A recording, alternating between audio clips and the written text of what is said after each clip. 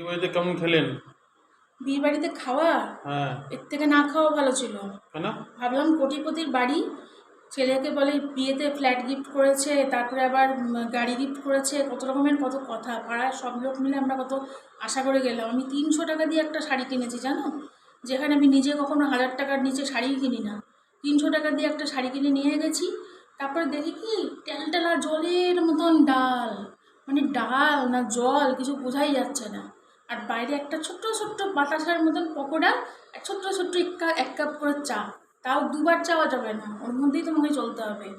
তারপরে বিরিয়ানি নিয়ে এসছে, ভাবলাম না যাই হোক, বিরিয়ানি করেছে তাহলে হয়তো একটু বেশ ভালো করবে। আমার রেশনের চাল দিয়ে বিরিয়ানি করেছে, মানে মিনিকেট চালও জোটেনি ওদের কপালে। রেশনের চাল দিয়ে বিরিয়ানি করে সবাইকে লাইন দিয়ে খেতে বসেছে।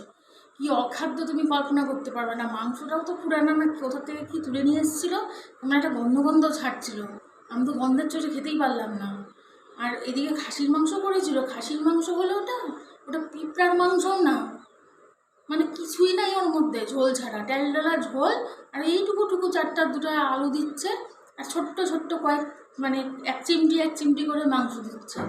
এত অখাদ্য খাওয়া। দইটার মধ্যে তো জল ছেড়ে গেছিলো, দইটা তো মুখে দেওয়ার মতন না। আর এইদিকে তোমার রসগোল্লা, পান্তুয়া, একটা ভাপা রসগোল্লা, ভাপা দই, এই সমস্ত যে আজকালকার দিনে ট্রেন্ড চলছে, এই সমস্ত কোনো কারবারই নেই। মনে হচ্ছে ঘরে পাতা দই নিয়ে এসছে, দইয়ের থেকে জল ছেড়ে দিয়েছে, মুখে দিয়েই মানে মাথাটা গরম হয়ে গেল।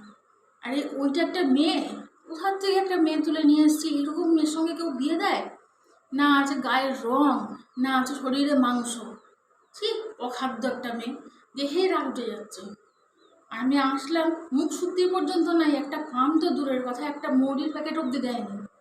আর চিলি চিকেনটা করেছিল, চিলি চিকেনটা খেয়েছিলে তো, তোমরাও তো খেয়েছিলে, সত্যি কথা বলবে, ওটা একটা চিলি চিকেন হচ্ছে। চিলি চিকেনের মধ্যে খালি মাংসের হাড়গুলো গুঁড়ো গুঁড়ো করে গোল গোল পাকিয়ে দিয়ে দিয়েছে, ওর মধ্যে মাংস টাংস কিচ্ছু নাই। ওগুলো মনে হয় সব দোকানে বিক্রি করে দিয়েছে। এই সমস্ত লোকের বাড়িতে একদম আসতেই হয় না। এর থেকে পাড়াতে আমাদের বাড়ির ওইদিকে যে বিয়েটা হচ্ছে না, ওই বাড়িতেই আমার যাওয়া ভালো ছিল। ডাল ভাত খাই, শাক ভাত খাই, অন্তত ভদ্রলোকের মতন দিত। একদম বাজে হয়েছে। চলে যাচ্ছি, বাড়িতে গিয়ে আবার রান্না করতে হবে।